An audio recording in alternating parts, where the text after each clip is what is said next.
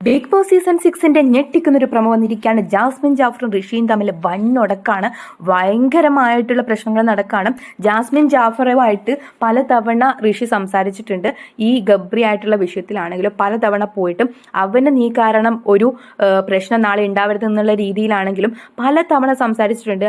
Jasmine ആണെങ്കിൽ ഈ അടുത്ത് നമ്മൾ കണ്ടിട്ടുണ്ട്, അഹങ്കാരം എന്ന് പറയാം, അത്രയും അഹങ്കാരപ്പെട്ടിട്ട് കളിക്കണ ഒരു കളിയാണ് ജാസ്മിൻ്റെ ഭാഗത്ത് നിന്ന്. പ്രേക്ഷകർ തന്നെ അങ്ങനെയാണ് പറയുന്നത്, ഭയങ്കര അഹങ്കാരമാണ്. എന്തായാലും ജാസ്മിൻ ഇന്ന് നല്ല രീതിയിൽ ഋഷിൻ്റെ കയ്യിൽ നിന്ന് കിട്ടുന്നുണ്ട്.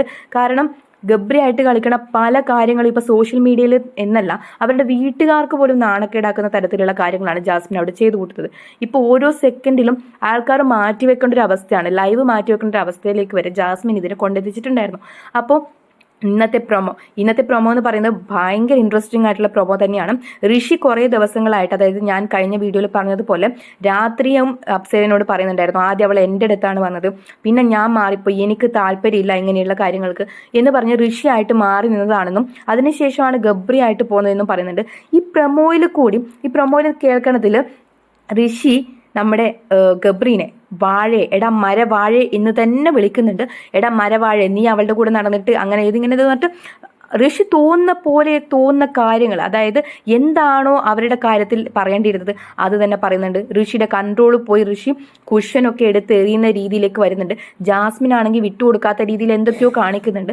പക്ഷേ ജാസ്മിൻ പറയണ കാര്യങ്ങളിൽ ഒന്നും എനിക്ക് തോന്നുന്നില്ല ഒരു ലോജിക്കോ കാര്യങ്ങളോ, അവൾ അവിടെ കാണിച്ചു കൂട്ടുന്ന കാര്യങ്ങളോ ഒരാൾക്കും അക്സെപ്റ്റ് ചെയ്യാൻ പറ്റാത്ത കാര്യങ്ങളാണ്.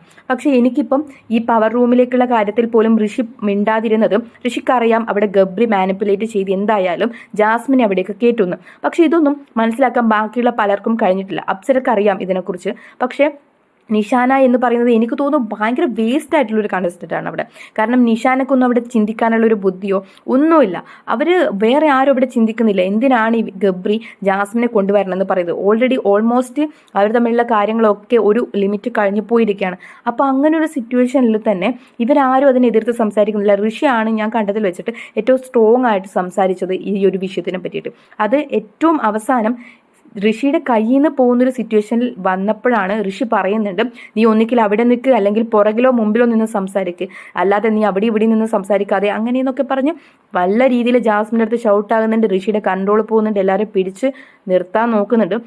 ഇതെവിടെ എത്തും നമുക്കറിയത്തില്ല. കാരണം ഒരാളെങ്കിൽ ഇങ്ങനെ ഈ വിഷയത്തിനെ പറ്റിയിട്ട് എതിർത്ത് സംസാരിച്ചത് ഏറ്റവും കൂടുതൽ ഞാൻ കണ്ടിട്ടുള്ള ഋഷിയാണ്. ഋഷി പരമാവധി കൺട്രോൾ ചെയ്ത് നല്ല രീതിയിൽ ഇൻഡയറക്റ്റ് ആയിട്ട് പറഞ്ഞു കൊടുത്തിട്ടുണ്ട്, അല്ലെങ്കിൽ ഡയറക്റ്റ് ആയിട്ടും പലതവണ പറഞ്ഞിട്ടുണ്ട്. പക്ഷേ അതിനൊക്കെ എതിർക്കുന്ന രീതിയിലാണ് ജാസ്മിൻ സംസാരിച്ചിട്ടുള്ളത്. എന്തായാലും ഇത് എവിടെ ചെന്ന് അവസാനിക്കും നമുക്കറിയില്ല. എന്തായാലും ഇന്നത്തെ ഇൻട്രസ്റ്റിംഗ് ആയിട്ടുള്ള ഒരു കാര്യം തന്നെയാണ്. ഒരാളെങ്കിൽ ഇതിനെതിരെ പ്രതികരിച്ചല്ലോ. കാരണം പ്രേക്ഷകരും ഇത് തന്നെയാണ് പുറത്തിരുന്ന് പറയുന്നത്, എന്താണ് ഇവർ ഹൗസ് ഹൗസിനുള്ളിൽ കാണിച്ചു കൂട്ടുന്നത് എന്ന്. അപ്ഡേറ്റും കാര്യങ്ങളായിട്ട് നമ്മൾ വരുന്നതായിരിക്കും. ഇതുവരെ ചാനൽ കാണാത്ത ആൾക്കാരാണെങ്കിൽ സബ്സ്ക്രൈബ് ചെയ്യുക, ലൈക്ക് ചെയ്യുക, കമന്റ് ചെയ്യുക. പുതിയ അപ്ഡേറ്റിനായിട്ട് കാത്തിരിക്കുക.